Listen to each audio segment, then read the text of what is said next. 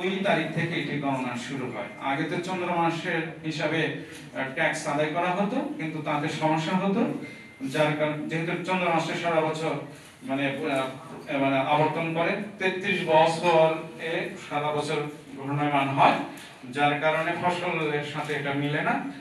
বাধ্য হয়ে সম্রাট আকবর তার নবরত্ন এক সদস্য শেখ ফয়জুল্লাহ সিরাজি, ফতেউল্লাহ সিরাজি কে দায়িত্ব দেন এটি সমন্বয় করার জন্য। তারপরে সৌর পঞ্জিকা চন্দ্র পঞ্জিকার সাথে মিলে বাংলা নববর্ষ সনটি প্রচলন হয়।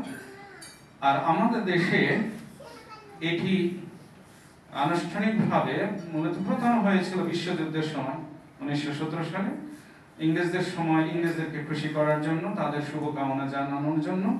এরপরে 38 সালেও একবার করা হয়েছে, এরপরে আর হয়নি। মূলত ছায়ানট যে সাংস্কৃতিক সংগঠনটি রয়েছে, এটি আনুষ্ঠানিকভাবে 1967 থেকে পাকিস্তান সরকারের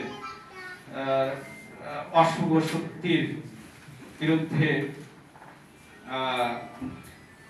একটা তৎপরতা জানিয়ে এটি আনুষ্ঠানিকভাবে তখন থেকে শুরু হয়।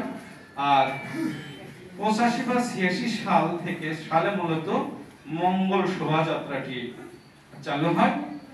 এটি 1989 সালে আনন্দ শোভাযাত্রা নামে পরিচালিত হয়েছিল। যদিও এটা আসলে মঙ্গল শোভাযাত্রা, এরশাদ বিরোধী আন্দোলনের প্রেক্ষাপট হিসেবে এটা মানে অশুভ শক্তিকে বিনাশ সাধনের জন্য শুভকামনা জানিয়ে এই মঙ্গল শোভাযাত্রাটি করা হয়েছিল। কিন্তু নাম দেওয়া হয়নি মঙ্গল শোভাযাত্রা, রাজনৈতিক প্রেক্ষাপটের কারণে কৌশলে নাম দেওয়া হয়েছিল আনন্দ শোভাযাত্রা।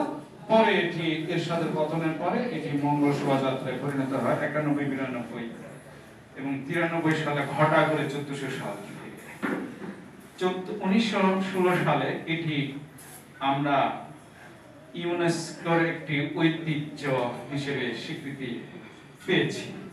ফলে বাংলা শুভ নববর্ষ, বাংলা নববর্ষ একটি ঐতিহ্যবাহী দিবস বিশ্বে, এবং সমগ্র বিশ্ব জানে বাঙালিদের বাংলা শুভ নববর্ষ সম্পর্কে। তো যাই হোক, এ পর্যায়ে আমি একটু শুভেচ্ছা বক্তব্য রাখার জন্য অনুরোধ জানাচ্ছি আমাদের শিক্ষক পরিষদের যুগ্ম সম্পাদক জনাব সাইমা সুলতানা।